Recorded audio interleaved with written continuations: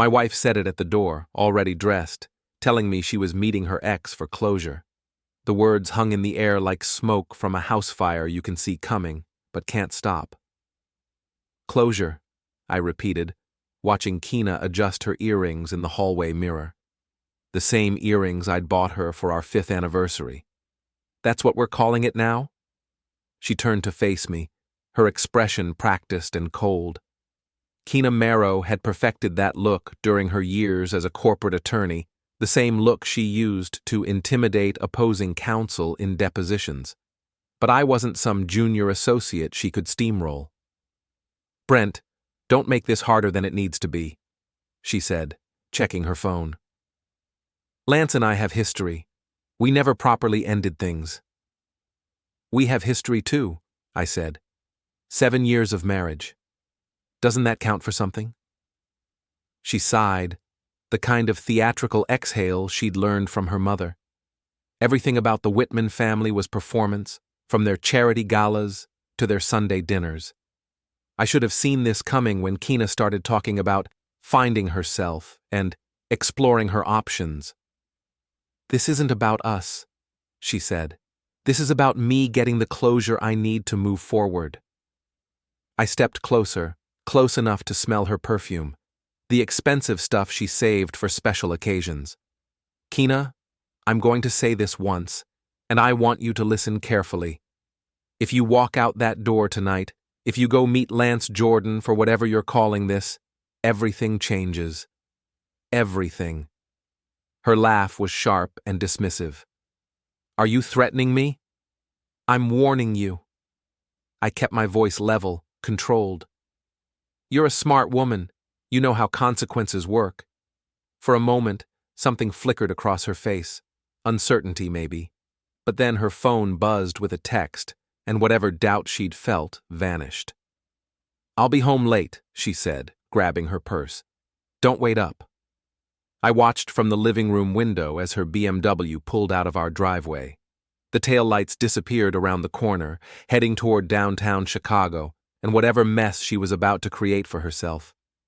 The house felt different with her gone. Quieter, but not peaceful. More like the calm before a storm that's been building for months. I walked to my home office, a converted bedroom where I ran my IT consulting business. The room was organized chaos. 3 monitors, server equipment humming in the corner, and filing cabinets full of contracts and documentation. Everything labeled, everything backed up, everything traceable. I'd been preparing for this night for weeks. The router logs were already configured to capture all network activity. Every device in our house connected through equipment I controlled, equipment Kina barely understood despite my attempts to explain it. She'd always dismissed my work as computer stuff, never realizing that computer stuff was about to become very relevant to her life. I pulled up the security system interface and saved the driveway camera footage from the past hour. Kina leaving at 7:47 p.m., dressed for an expensive restaurant, driving toward a meeting she thought was secret.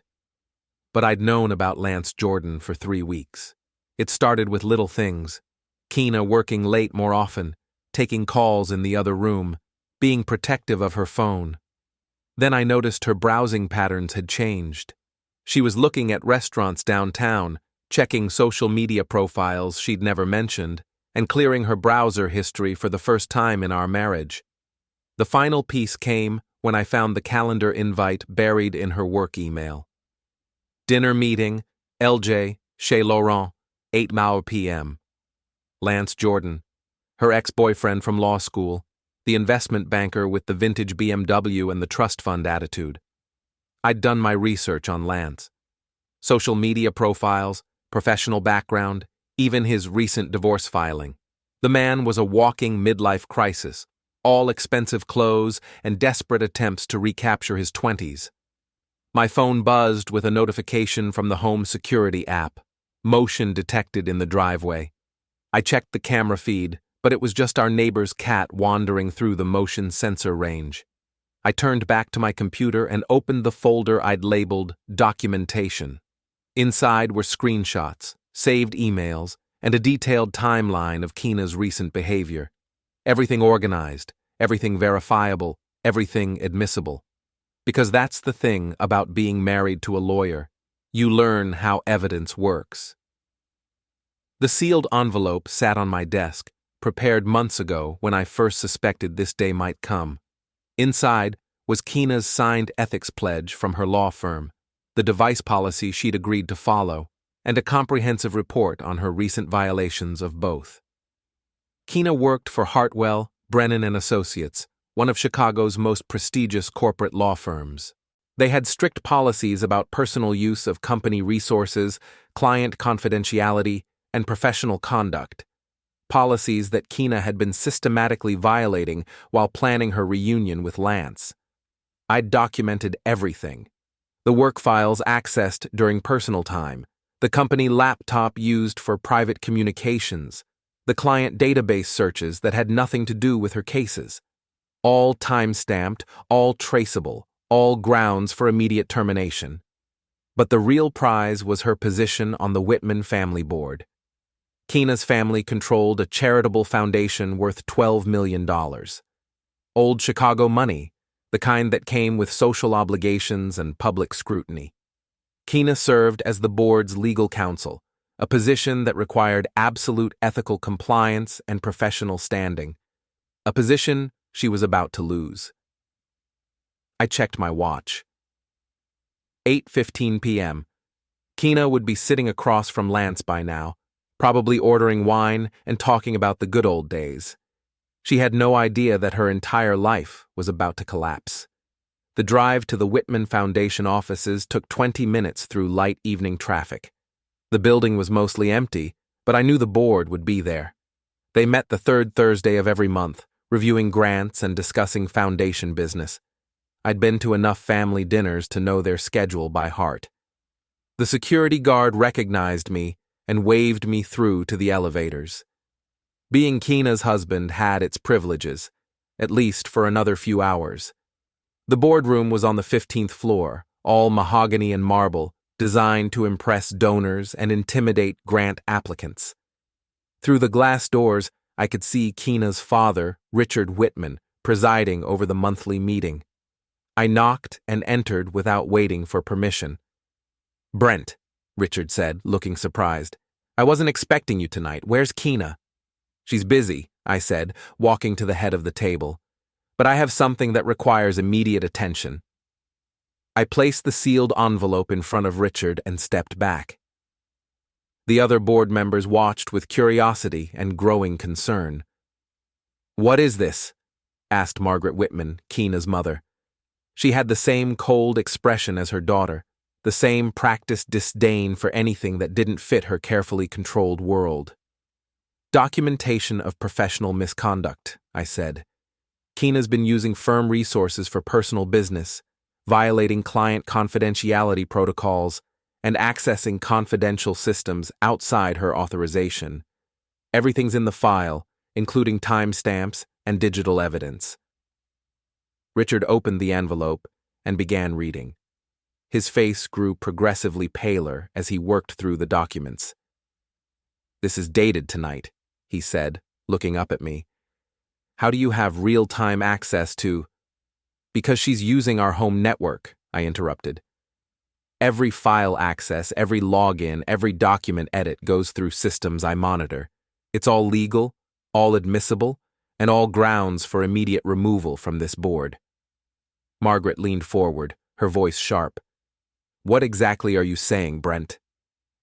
"I'm saying your daughter is at Chez Laurent right now, having dinner with her ex-boyfriend, using company equipment to coordinate personal meetings, and violating every ethical standard her profession requires.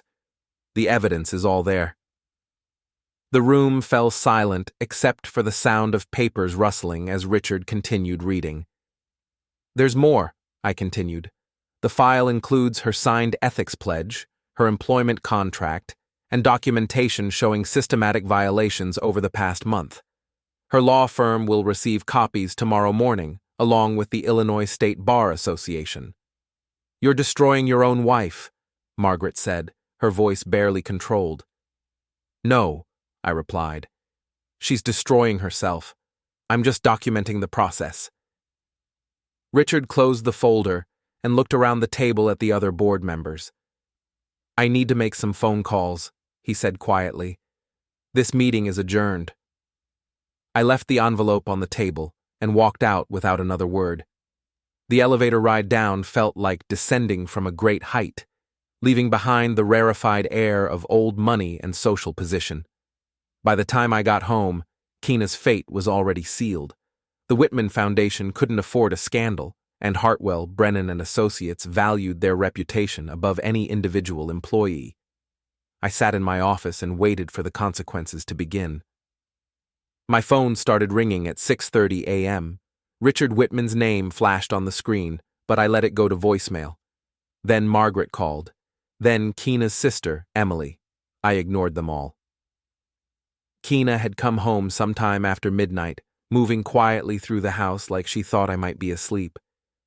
I heard her in the bathroom, then the soft click of our bedroom door closing. Neither of us spoke. Now she was downstairs making coffee, pretending everything was normal. The sound of her morning routine drifted up to my office. Cabinet doors opening, the espresso machine grinding beans, the local news playing on the kitchen television. I was already at my computer, monitoring the digital aftermath of last night's dinner. Lance Jordan had been busy on social media. 3 Instagram posts from Chez Laurent, showing expensive wine and artfully plated food. In the second photo, I could see Keena's reflection in his wine glass, leaning across the table with the kind of smile she hadn't given me in months. I captured screenshots of everything before he could delete them. The real treasure was in Keena's device activity logs. She'd accessed her work email twice during dinner, edited a client brief while Lance was presumably talking, and used the firm's document system to send him a file marked Personal, Confidential. Every action was logged with GPS coordinates, timestamps, and device identifiers, a perfect digital trail of professional misconduct. My phone buzzed with a text from my brother Eric. "Heard through the grapevine something's happening with Keena's family. You okay?" Eric worked construction and had friends everywhere. If gossip was already spreading through his network, the Whitman family damage control had already failed. I typed back, "Everything's fine. Talk later." Footsteps on the stairs announced Keena's approach. She knocked on my office door, a courtesy that felt strange after 7 years of marriage. "Come in," I said, not looking away from my monitors. She entered carrying 2 cups of coffee, offering one to me like a peace treaty. "We need to talk," she said. "About what?" I accepted the coffee but didn't drink it. "About last night, about what you did." Her voice was carefully controlled, the way she spoke to hostile witnesses. "What I did was document reality," I said, finally turning to face her. "You went on a date with your ex-boyfriend while using company resources to coordinate personal meetings. I simply provided evidence of that fact to interested parties." "Interested parties?" Her composure cracked slightly. "You mean my family's board of directors?" "I mean people who have a legal and fiduciary responsibility to know when their counsel is violating professional ethics standards." Keena set down her coffee cup harder than necessary. "You're trying to destroy my career over one dinner." "I'm not trying to do anything," I said. "I warned you what would happen if you left. You made your choice." She walked to the window, looking out at our suburban street. "Lance and I just talked, Brent. We ordered food, we caught up on old times, and then I came home. Nothing happened." "Something happened," I said. "You violated your employment contract, your professional ethics obligations, and your fiduciary duties to the foundation. All documented, all verifiable, all consequences of choices you made. This is insane." She turned back to me, her attorney mask slipping. "You're acting like I committed some crime." "Professional misconduct is a career-ending offense in your field," I said. "You know that better than anyone." My phone rang again. This time it was a number I didn't recognize. "Brent Marrow?" The voice was crisp and professional. "Speaking." "This is Janet Brennan from Hartwell, Brennan and Associates. I need to speak with you about some documentation we received this morning." Keena's face went pale as she realized who was calling. "I'm available," I said. When would be convenient? Immediately. Can you come to our offices within the hour? I'll be there. I ended the call and looked at Kina. She was staring at me like she'd never seen me before. What documentation? She asked. The same material I provided to the foundation board, I said. Your firm received copies this morning, along with a detailed timeline of policy violations. You sent them? She stopped, understanding finally dawning. You planned this, all of it. I prepared for the possibility, I corrected. You're the one who made it necessary. She sat down heavily in my desk chair. Brent, please, we can fix this. I'll end things with Lance. I'll recommit to our marriage. I'll do whatever you want. It's too late for that, I said, standing up.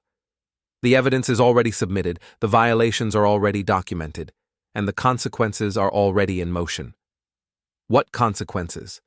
I walked to my filing cabinet and pulled out a folder marked Legal Separation. Professional misconduct as grounds for divorce, I said. Asset protection based on breach of fiduciary duty. And immediate separation to prevent further damage to my reputation. Your reputation? Her voice rose. What about mine? You should have thought about that before you left last night. I grabbed my keys and headed for the door. I need to go downtown for a meeting. When I get back, I expect you to be gone. Gone where? That's not my problem anymore. The drive to Hartwell, Brennan and Associates gave me time to think about what came next. Kina's career was finished, her family position was compromised, and our marriage was over.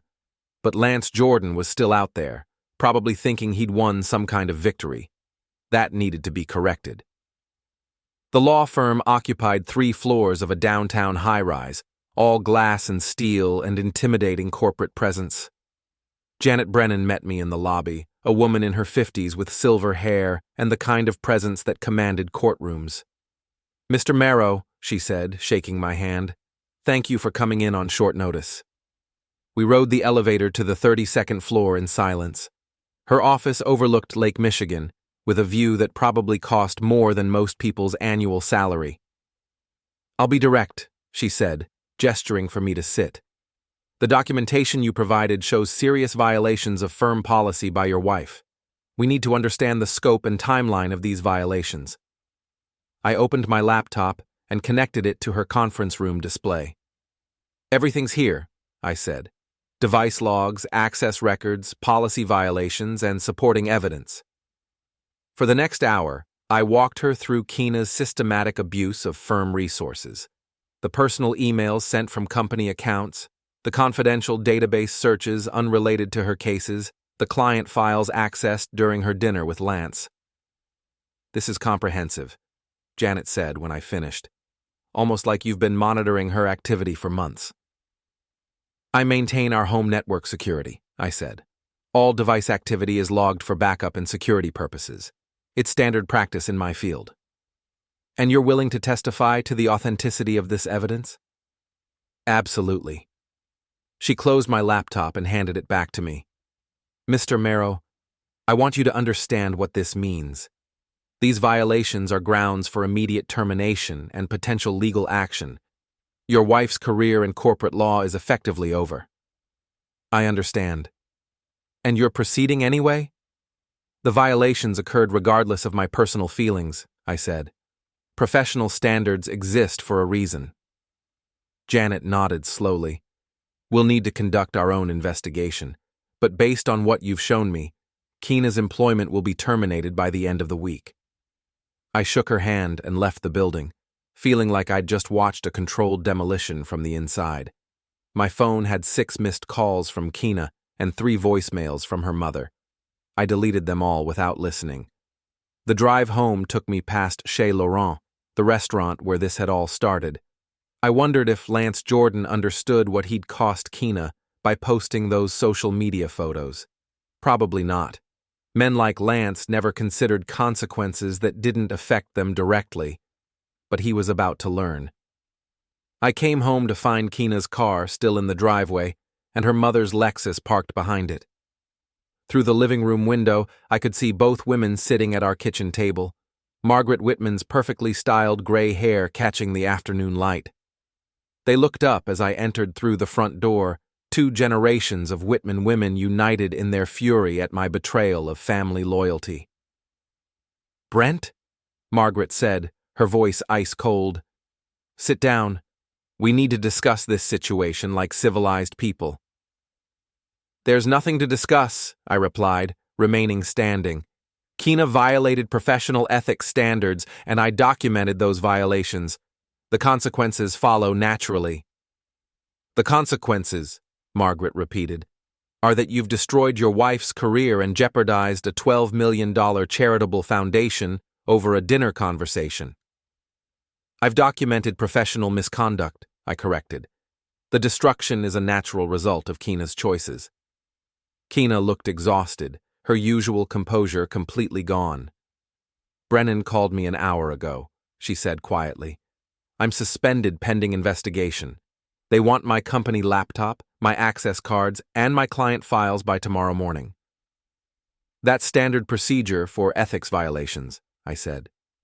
"Standard procedure," Margaret snapped. "Would have been for you to discuss this privately with your wife instead of ambushing her employers and her family."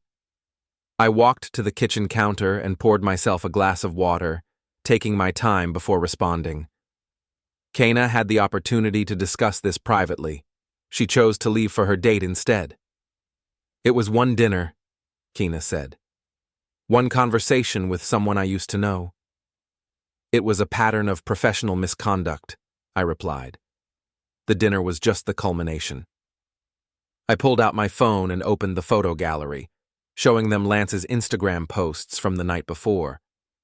He documented the evening quite thoroughly: expensive wine, intimate conversation, and according to the metadata, these photos were taken while you were accessing confidential client files. Margaret leaned forward to look at the screen, her expression growing darker. "You're monitoring her social media now?" "I'm monitoring publicly available information posted by her dinner companion," I said. "Lance Jordan seems quite proud of his evening out." Kina's phone buzzed on the table. She glanced at it, and her face went even paler. "What is it?" Margaret asked. "Emily," Kina said, referring to her sister. "The foundation board called an emergency meeting for tonight. They're voting on my position." "Of course they are," I said. "They can't afford to keep counsel who's under investigation for ethics violations." Margaret stood up abruptly, her chair scraping against the floor. "You've planned this entire thing, haven't you? You've been waiting for an opportunity to destroy Kina's life." "I've been preparing for the possibility that Kina might compromise her professional standing," I said. "Unfortunately, that possibility became reality last night." "Preparing how?" Kina asked. I walked to my office and returned with a thick folder.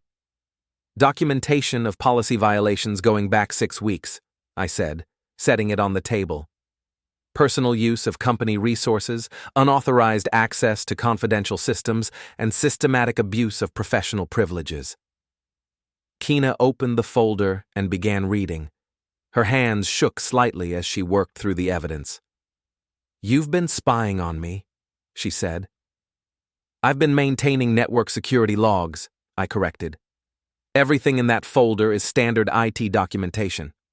"For 6 weeks?" "For 6 weeks!" Margaret grabbed the folder and flipped through the pages. "This is obsessive, Brent. This is the behavior of someone planning to destroy his wife's career. This is the behavior of someone married to a lawyer who's been systematically violating professional ethics standards," I replied.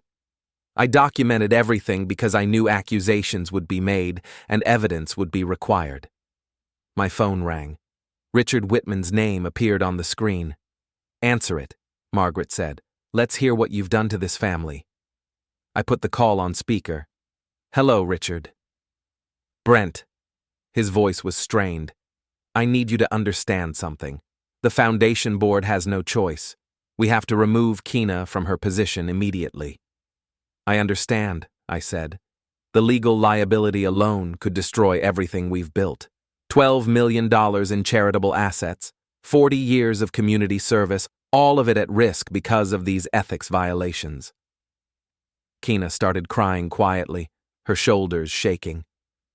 What about the investigation? Margaret asked. Surely there's some process. The investigation is a formality, Richard interrupted. The evidence is overwhelming. Keena's law firm is terminating her employment, the state bar is opening a disciplinary proceeding, and we can't have Foundation Counsel under that kind of scrutiny. When? Keena asked, her voice barely audible.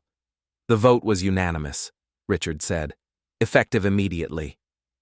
The call ended, leaving us in silence except for Keena's quiet sobbing. Are you satisfied? Margaret asked me. You've destroyed everything she worked for. I documented what she chose to do, I said.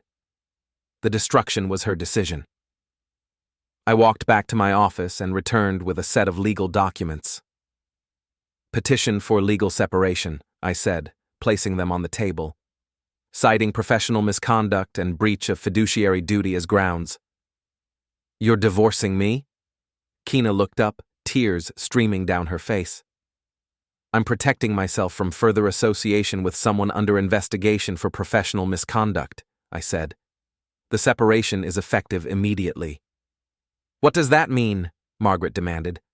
It means Keena needs to find somewhere else to live, I said. Tonight. I pulled out my keys and removed the house key, setting it on the table. I've changed the locks, I said. This key no longer works. Keena stared at the key like it was a foreign object. You can't just lock me out of my own house. It's my house, I said. The deed is in my name. The mortgage is my responsibility, and the separation agreement gives me immediate occupancy rights. This is insane, Margaret said. You can't just throw her out with nowhere to go. She has family, I said. She has resources. What she doesn't have is the right to continue living in my house while under investigation for professional misconduct. I gathered up the legal documents and the evidence folder. You have until 8 p.m. to collect your personal belongings, I said.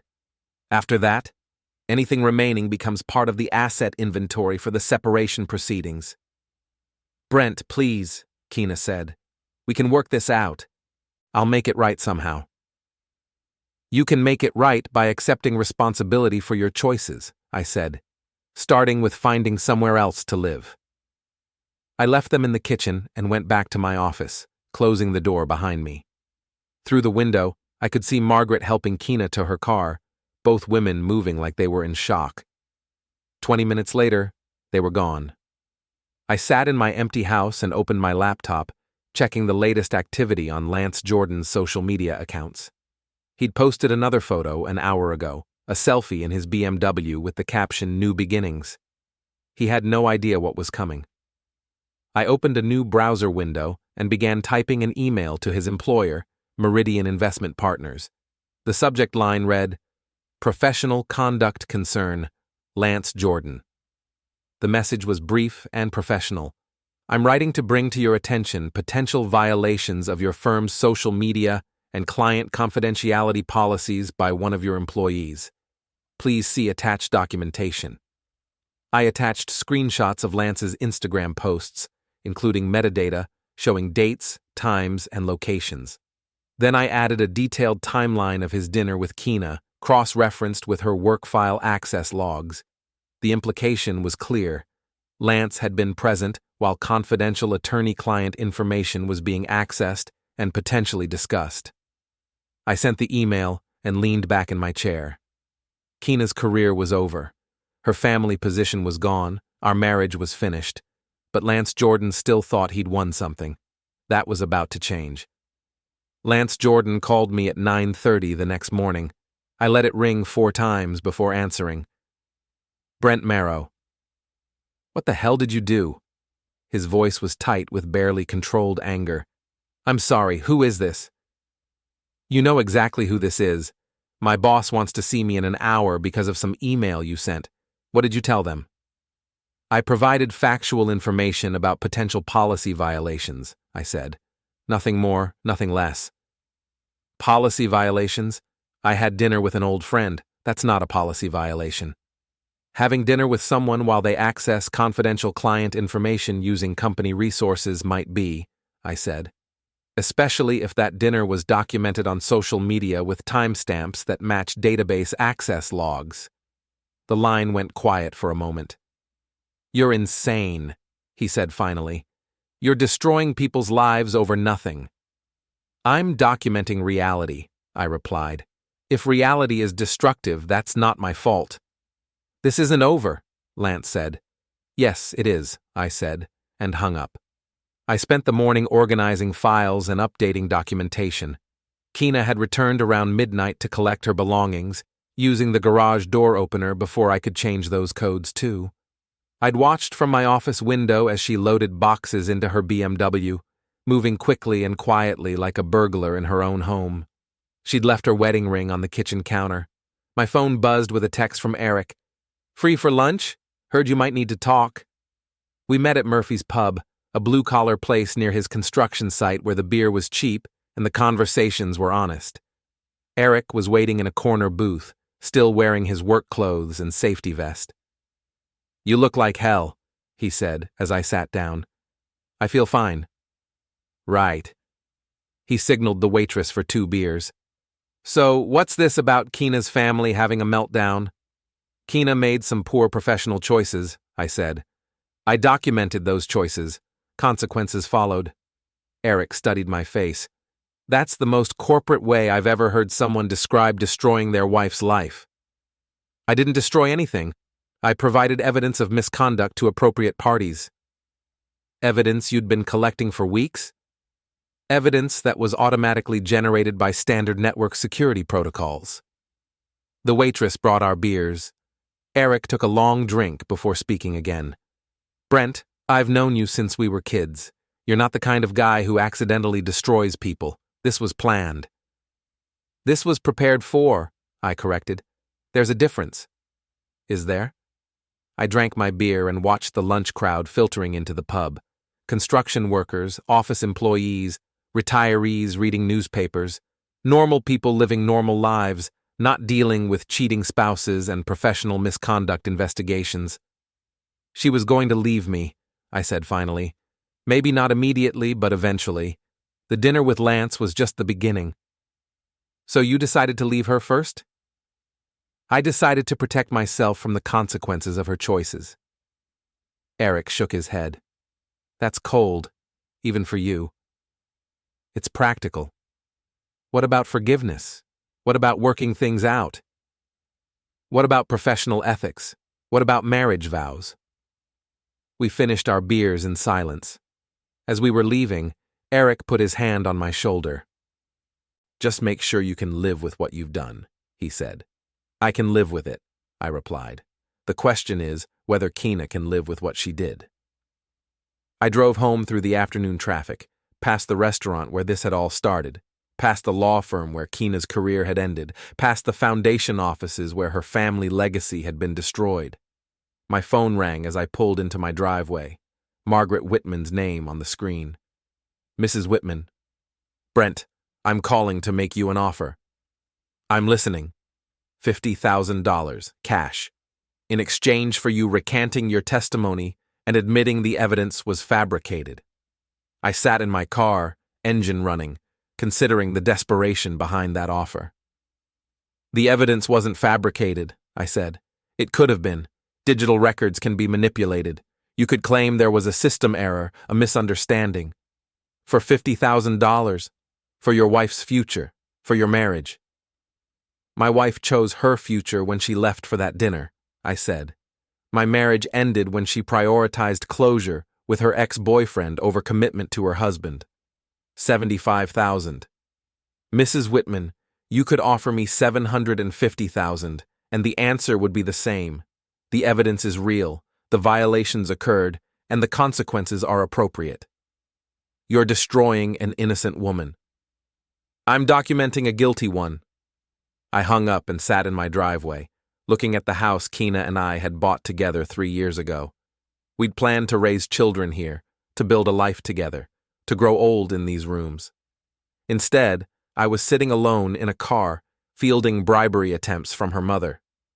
My phone buzzed with a text from an unknown number. "We need to talk. Tonight. 8 p.m. Murphy's Pub. Lance." I stared at the message for a long moment, then typed back, "See you there." Lance Jordan wanted to talk. That was fine with me. I had a few things to say to him, too.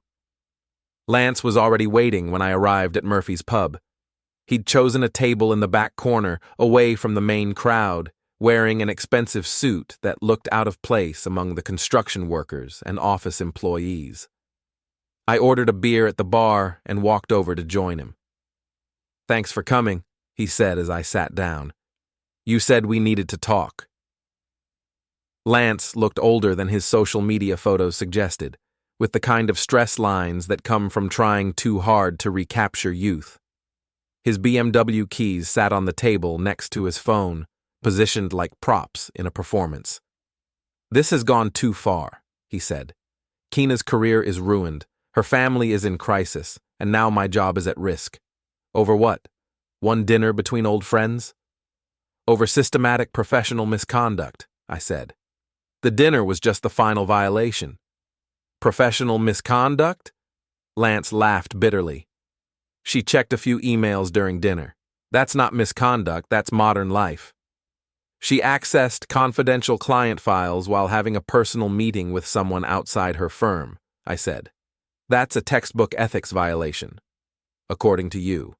According to her employment contract, her professional ethics obligations, and state bar regulations." Lance leaned forward, lowering his voice. "Look, I get it. You're angry. Your wife had dinner with her ex-boyfriend, and you felt threatened, but this revenge campaign has to stop." "Revenge campaign? Don't play innocent. You've been planning this for weeks, monitoring her activity, building a case, waiting for the right moment to destroy her life." I took a drink of my beer, considering my response. "Lance, let me ask you something. Did you know Keena was violating professional ethics standards when you invited her to dinner?" "What kind of question is that?" "A simple one. Did you know she was using company resources to coordinate personal meetings? Did you know she was accessing confidential files outside her authorization? Did you know she was violating her fiduciary duties to her family's foundation?" "I didn't know any of that because none of it matters," Lance said. "She's a lawyer, not a monk. She's allowed to have a personal life." "She's allowed to have a personal life that doesn't violate professional standards," I corrected. "The moment she used firm resources for personal business, she crossed a line." "A line you've been watching for weeks." "A line I documented when it was crossed." Lance's phone buzzed. He glanced at it and his expression darkened. "My boss wants to see me tomorrow morning," he said. "Apparently there are questions about my social media presence and potential exposure to confidential information." "That seems reasonable," I said. "Your Instagram posts document a meeting where confidential attorney-client information was potentially compromised." "Nothing was compromised. We talked about old times, mutual friends, college memories. While she accessed active client files, she might have checked her email. That's not the same thing." I pulled out my phone and opened the documentation folder. "Database queries at 8:47 p.m., 9:23 p.m., and 10:15 p.m., I read. "Document edits at 9:31 p.m. and 10:08 p.m., file downloads at 10:22 p.m., all while GPS data shows her device at Chez Laurent, all while your social media posts document your dinner conversation." Lance stared at the screen. "You really have been watching everything." "I maintain network security logs. It's standard practice." "For your own wife?" "For all devices on my network." Lance leaned back in his chair, studying my face. "You're not just angry," he said. "You're something else. Something colder." "I'm thorough." "You're dangerous." I finished my beer and stood up. "Lance, let me give you some advice. Delete your social media posts from that night. Cooperate fully with your employer's investigation. And stay away from my wife." "Your wife?" "My estranged wife. My soon-to-be ex-wife. Whatever you want to call her, stay away from her." "Or what?" I looked down at him, this middle-aged man in his expensive suit, trying to intimidate me in a working-class bar where he clearly didn't belong. "Or I'll find more violations to document," I said. Are you threatening me? I'm advising you. There's a difference. I left him sitting at the table and walked out into the cool evening air. My phone rang before I reached my car. Brent? Keena's voice was small and tired. What do you want? I'm staying at Emily's house. I wanted you to know where I was. Okay. Brent, can we please talk, really talk, not like this morning with lawyers and documents and accusations? What would we talk about? About how to fix this, about how to make things right. I got into my car and started the engine.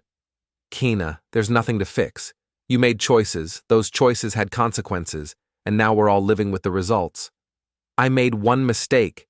You made dozens of mistakes over 6 weeks. The dinner with Lance was just the most visible one. I can change. I can do better. It's too late for that. Why? Because you've already decided to destroy everything? I pulled out of the parking lot and headed home. Because you already destroyed everything.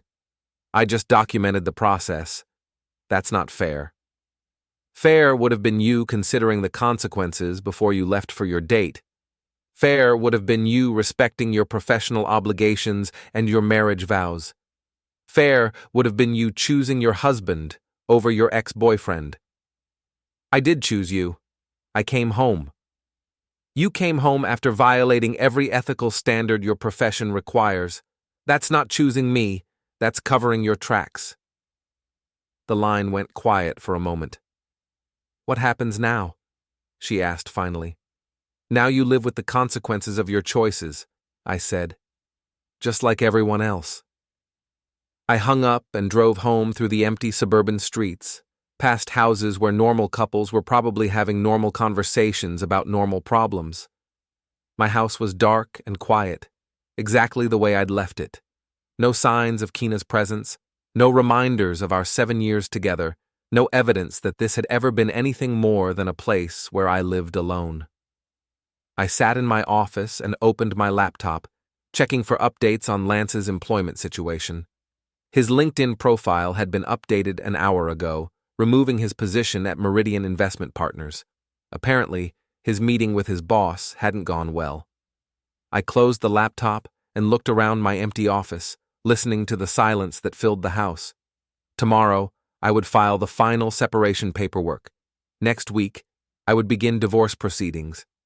Next month, I would start rebuilding my life without Keena Whitman Marrow. But tonight, I sat in the quiet darkness and wondered if Eric was right. I wondered if I could really live with what I'd done. Then I remembered Keena walking out that door, choosing Lance Jordan over 7 years of marriage, and I knew the answer. I could live with it just fine. The question was whether they could live with what they'd chosen.